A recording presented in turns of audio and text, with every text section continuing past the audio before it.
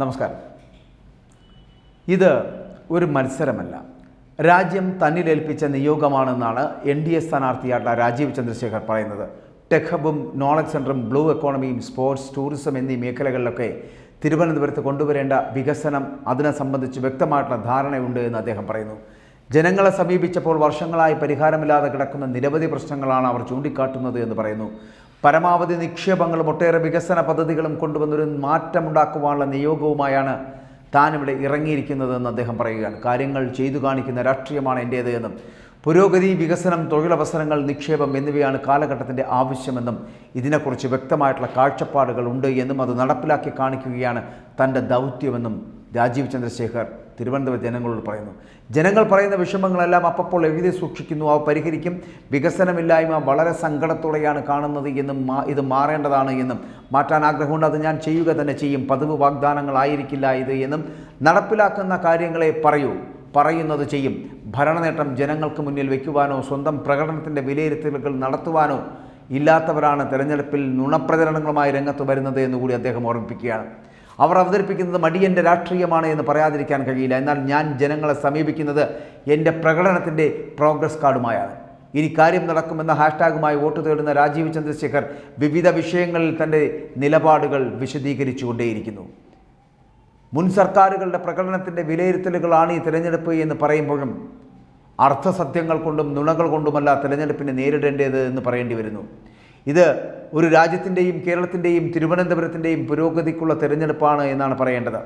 BJP വിരുദ്ധതയും CAA വിഷയവും ഉന്നയിച്ച് നുണ പറഞ്ഞ ഒരു വിഭാഗത്തെ ഭയപ്പെടുത്തി കൂടെ നിർത്താനാണ് ഇടതുപക്ഷത്തിൻ്റെയും കോൺഗ്രസിൻ്റെയും ശ്രമം.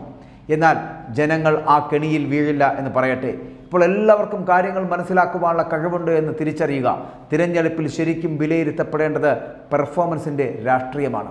മോദി സർക്കാരിന് മുൻപ് 10 വർഷത്തെ കോൺഗ്രസ് ഭരണം ഒരു ദശാബ്ദമായാണ് വിലയിരുത്തപ്പെടുന്നത് എന്ന് ഓർക്കുക. ഇന്ത്യയിലെ ഏറ്റവും വലിയ അഴിമതികളെല്ലാം അക്കാലത്തായിരുന്നു നടന്നത്. CPMൻ്റെ പിന്തുണയിലായിരുന്നു ആ സർക്കാർ നിലനിന്നിരുന്നത്. എന്നാൽ കഴിഞ്ഞ 10 വർഷത്തിനിടെ ശരിക്കും വളരെ വലിയ മാറ്റമുണ്ടാക്കിയെടുക്കുവാൻ കഴിച്ചു. ലോകത്തെ 5ാമത്തെ സാമ്പത്തിക ശക്തിയായി നരേന്ദ്രമോദി രാജ്യത്തെ മാറ്റിയെടുത്തിരിക്കുന്നു. കേരളത്തിൻ്റെ കാര്യവും വ്യത്യസ്തമല്ല. കോടിക്കണക്കിന് രൂപയാണ് മോദി സർക്കാർ കേരളത്തിന് വേണ്ടി പ്രത്യേകമായി നൽകിയിരിക്കുന്നത്. പക്ഷേ ഇതെവിടെ പോയി എന്നോ ആ ഫണ്ട് ഉപയോഗിച്ച് ഇവിടെ ഉൽപ്പാദനക്ഷമമായിട്ടുള്ള ആസ്തി സൃഷ്ടിക്കപ്പെട്ടിട്ടുണ്ടോ എന്നോ ആർക്കും അറിയില്ല എന്ന് പറയേണ്ടിയിരിക്കുന്നു.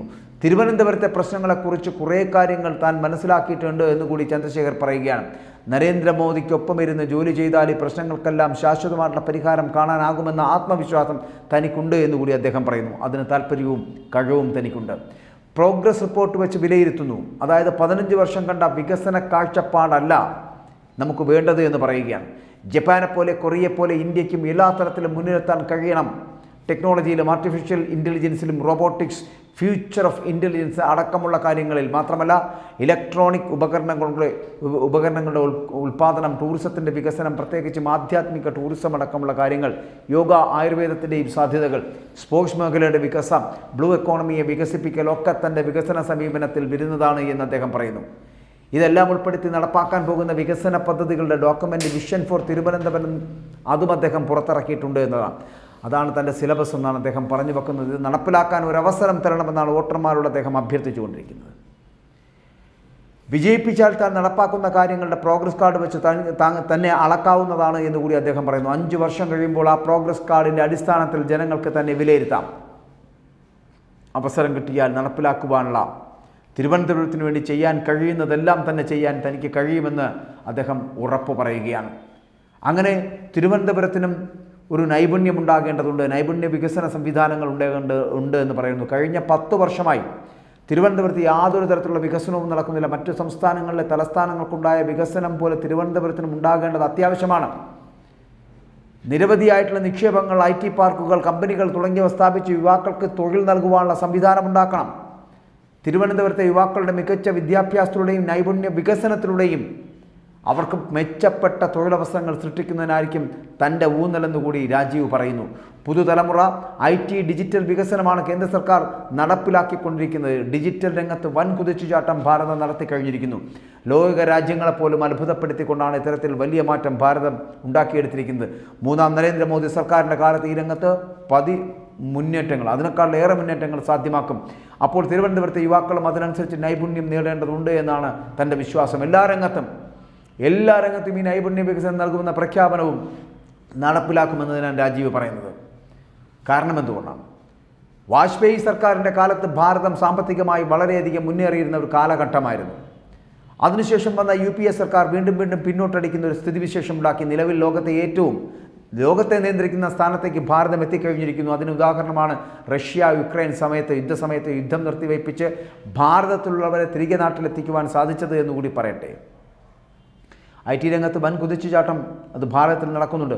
പ്രധാനമന്ത്രിയുടെ ദീർഘവീക്ഷണത്തിലും വിവിധ പദ്ധതികളുടെ നിർവഹണത്തിലൂടെയും അടുത്ത 2 വർഷത്തിനകം ലോക സമ്പദ് വ്യവസ്ഥയിൽ 3ാം സ്ഥാനത്തേക്ക് ഭാരതം മാറുന്നു. വിദേശത്ത് നിന്ന് മൊബൈൽ ഫോൺ ഇറക്കുമതി ചെയ്തിരുന്ന രാജ്യത്ത് അതേ കമ്പനികളുടെ ഫോണുകൾ ഇന്ത്യയിൽ നിർമ്മിച്ച് വിദേശത്തേക്ക് കയറ്റുമതി ചെയ്യുവാൻ നമുക്ക് സാധിച്ചിരിക്കുന്നു എന്നുള്ളതാണ്. മോദിയുടെ ഭരണകാലത്ത് 10 വർഷം കൊണ്ട് ഭാരതത്തിൻ്റെ സാമ്പത്തിക രംഗം വളരെയധികം മുന്നോട്ട് പോയിരിക്കുന്നു എന്നുള്ളത് യാഥാർത്ഥ്യമാണ്, വസ്തുതയാണ്. മുൻ സർക്കാരുകളുടെ ഭരണകാലത്ത് കഴിവുള്ളവർക്ക് പണം ലഭ്യമാക്കാൻ തടസ്സമുണ്ടായിരുന്നു. അന്ന് ഇന്ത്യൻ ബാങ്കിംഗ് മേഖലയുടെ 98% ലോണുകൾ ലഭിച്ചിരുന്നത് 8-9 കുടുംബങ്ങൾക്ക് മാത്രമായിരുന്നു എന്ന് പറയേണ്ടിയിരിക്കുന്നു. എന്നാൽ ഇന്ന് കഴിവുള്ളവർക്ക് PM മുദ്ര, PM സ്വാനിധി തുടങ്ങിയ നിരവധി പദ്ധതികളിലൂടെ സഹായം ലഭിച്ചുകൊണ്ടിരിക്കുന്നു. കിട്ടിയവർ അനേകമാണ്.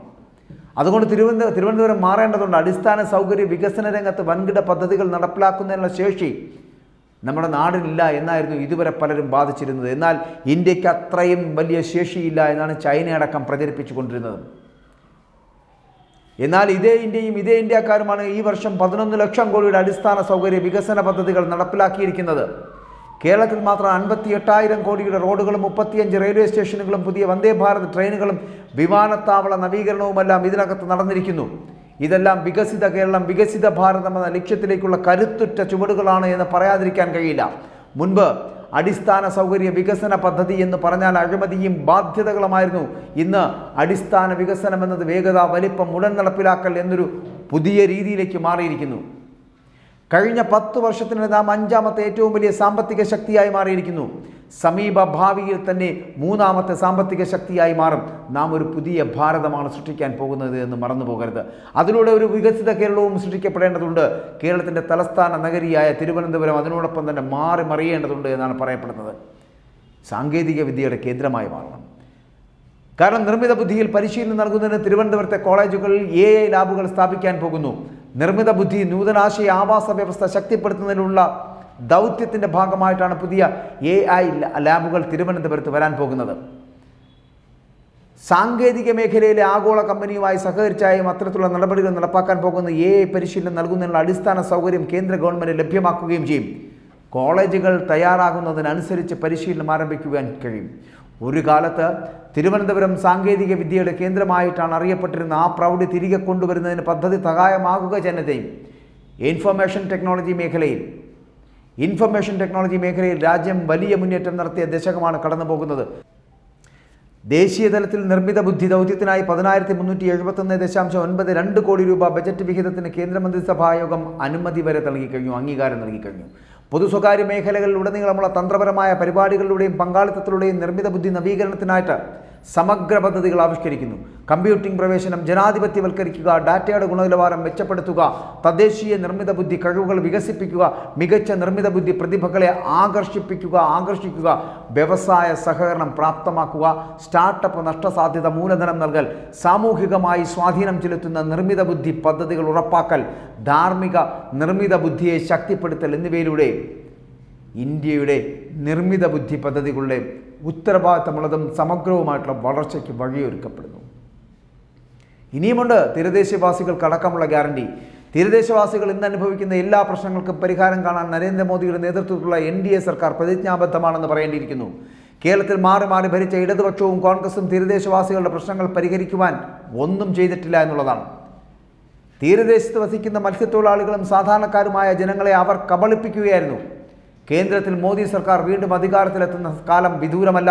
മോദി സർക്കാരിൽ തിരുവനന്തപുരത്തെ പ്രതിനിധീകരിക്കാൻ തനിക്ക് അവസരം നൽകുകയാണെന്നുണ്ടെങ്കിൽ തീരദേശവാസികളുടെ നീറുന്ന പ്രശ്നങ്ങൾക്ക് ശാശ്വത പരിഹാരം കാണാമെന്ന് രാജീവ് പറയുന്നു. പ്രദേശത്തെ അടിസ്ഥാന ആവശ്യങ്ങളായിട്ടുള്ള ഭക്ഷണം, ആരോഗ്യം, വിദ്യാഭ്യാസം, പാർപ്പിടം, കുടിവെള്ളം എന്നീ അടിസ്ഥാന വികസനങ്ങളിൽ വൻ കുതിച്ചുചാട്ടം നടത്താൻ സാധിക്കും. വലിയതുറ പാലത്തിൻ്റെ നവീകരണം, മത്സ്യത്തൊഴിലാളികൾക്ക് വലിയതുറയിൽ ഫിഷിംഗ് ഹാർബർ, യുവാക്കൾക്കും കുട്ടികൾക്കുമായിട്ട് ഒരു കളിസ്ഥലം എന്നിവ തീർച്ചയായിട്ടും നടപ്പിലാക്കാൻ കഴിയുന്ന പദ്ധതികളാണ് എന്ന് ഉറപ്പ് നൽകുന്നു രാജീവ്.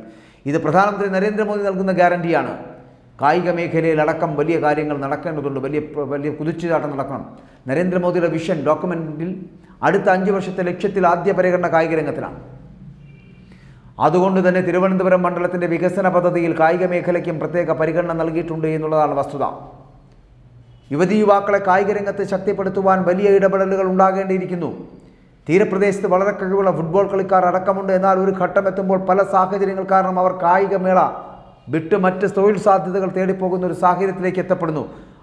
സംസ്ഥാന സർക്കാരിന് കായിക രംഗത്തെ ദീർഘവീക്ഷണമില്ലായ്മയാണ് കായിക താരങ്ങൾ വരാത്തതിന് കാരണമായി പറയുന്നത്. രാജ്യത്ത് 2036 നടക്കുന്ന ഒളിമ്പിക്സിൽ ഫുട്ബോൾ മത്സരങ്ങൾ രാജ്യത്തിന് വേണ്ടി തിരുവനന്തപുരത്ത് നിന്ന് കായിക താരങ്ങൾ പങ്കെടുക്കേണ്ട ഒരു കാലഘട്ടം ഉണ്ടാകുമെന്നുള്ള ഉറപ്പുകൂടി ഉണ്ടാക്കിയെടുക്കുകയാണ് ഇവിടെ രാജീവ് ചന്ദ്രശേഖർ. മറ്റൊന്ന്, ഇതിൻ്റെ അനന്ത സാധ്യതകൾ എന്ന് പറയപ്പെടുന്നത് തലസ്ഥാനത്ത് ആത്മീയമായിട്ടുള്ള വിനോദസഞ്ചാരത്തിന് അനന്ത സാധ്യതകളുണ്ട്. ലോകപ്രസിദ്ധമായിട്ടുള്ള ശ്രീപത്മനാഭ സ്വാമി ക്ഷേത്രം മുതൽ ചെറുതും വലുതുമായിട്ടുള്ള നിരവധി ക്ഷേത്രങ്ങളാണ് കേരളത്തിൻ്റെ തലസ്ഥാനത്തുള്ളത് എന്ന് അറിയുക. ആയിരക്കണക്കിന് വിനോദസഞ്ചാരികൾ തലസ്ഥാനത്ത് വന്നു പോകുന്നു. എന്നാൽ 1-2 ക്ഷേത്രങ്ങളിൽ ദർശനം നടത്തി മടങ്ങാറാണ് പതിവുള്ളത്. ക്ഷേത്രങ്ങളെയെല്ലാം കൂട്ടിയിണക്കിക്കൊണ്ടൊരു തീർത്ഥാടന സർക്യൂട്ട് രൂപീകരിച്ചാൽ ആത്മീയ വിനോദസഞ്ചാരം നടപ്പിലാക്കുവാൻ ഇവിടെ സാധിക്കുമെന്ന് കൂടി പറയുകയാണ്. ക്രമേണ തലസ്ഥാനത്തെ ഗ്രാമങ്ങൾ അയോധ്യ പോലെ ലോക തീർത്ഥാടന കേന്ദ്രങ്ങളിൽ ഇടം പിടിക്കുന്ന ഇടങ്ങളായി മാറുവാനുള്ള സാധ്യത അകലെയല്ല. ഇനിയുമുണ്ട്. അതായത് രോഗനിർണയ സാങ്കേതിക വിദ്യകൾ തിരുവനന്തപുരത്തെ അത്യാധുനിക രോഗനിർണയ സാങ്കേതിക വിദ്യയുടെ കേന്ദ്രമാക്കി മാറ്റുന്നതിനുള്ള ശ്രമം രാജീവിൻ്റെ ഭാഗത്ത് നിന്ന് ഉണ്ടാകുമെന്ന് ഉറപ്പു നൽകുന്നു. സമകാലിക ആരോഗ്യ വെല്ലുവിളികളെ വേണ്ടത്ര അഭിമുഖീകരിക്കുന്നതിൽ നമ്മൾ പരാജയമാണ്. 3 പതിറ്റാണ്ടുകൾക്ക് മുമ്പുള്ള രോഗങ്ങളുടെ അടിസ്ഥാനത്തിലാണ് നിലവിൽ തന്നെ നമ്മുടെ ആശുപത്രികളിലെ സൗകര്യങ്ങളെന്ന് പറയപ്പെടുന്നത്. എന്നാൽ കോവിഡ് മഹാമാരിക്ക് ശേഷം പുതിയ ആരോഗ്യ പ്രതിസന്ധികളാണ് നമ്മുടെ സമൂഹം ഇപ്പോൾ നേരിടുന്നത്.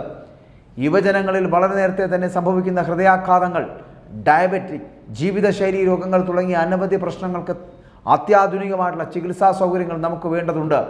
അതിവേഗം വളരുന്ന മേഖല എന്ന നിലയിൽ ഹെൽത്ത് ടൂറിസത്തിൻ്റെ തിരുവനന്തപുരത്തിൻ്റെ സാധ്യതകൾ മനസ്സിലാക്കി പുതിയ ദിശാബോധം നൽകി ഇവിടെ മികച്ചതാക്കുവാനുള്ള എല്ലാ തരത്തിലുള്ള പരിശ്രമവും രാജീവ് എന്ന് പറയപ്പെടുന്ന തൻ്റെ ഭാഗത്തു നിന്നുണ്ടാകുമെന്നുള്ള ഉറപ്പ് അദ്ദേഹം പറയുന്നു.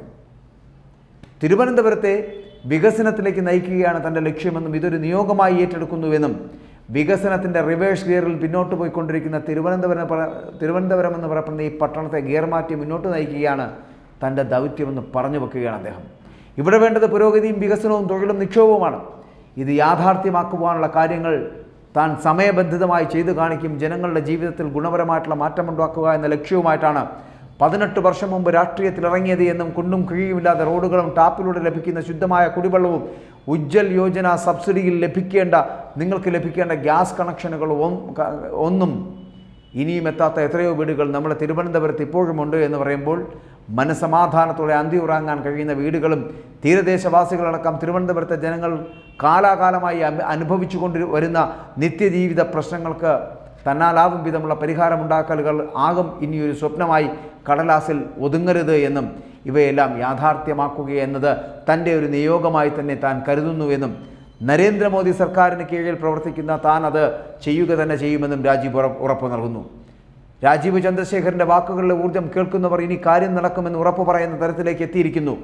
അങ്ങനെ രാജീവ് ചന്ദ്രശേഖർ താനൊരു മത്സരമായിട്ടല്ല ഇതിനെ കാണുന്നതെന്നും രാജ്യം തന്നിലേൽപ്പിച്ച ഒരു നിയോഗമായിട്ടാണ് തിരുവനന്തപുരം ലോക്സഭാ പാർലമെൻറ്റിൽ മത്സരിക്കുന്നത് എന്നും തീരദേശവാസികൾ അടക്കമുള്ളവരുടെ പ്രശ്നങ്ങൾക്ക് ശാശ്വതമായിട്ടുള്ള പരിഹാരം പിടിക്കുന്നതിന് വേണ്ടിയിട്ടും അത് നടപ്പിലാക്കുന്നതിന് വേണ്ടിയുള്ള വികസന പ്രവർത്തനങ്ങൾക്ക് തനിക്കൊരവസരം ഇതാണ് രാജീവ് ചന്ദ്രശേഖർ തിരുവനന്തപുരത്തെ ജനങ്ങളോട് ചോദിക്കുന്നതും അഭ്യർത്ഥിക്കുന്നതും.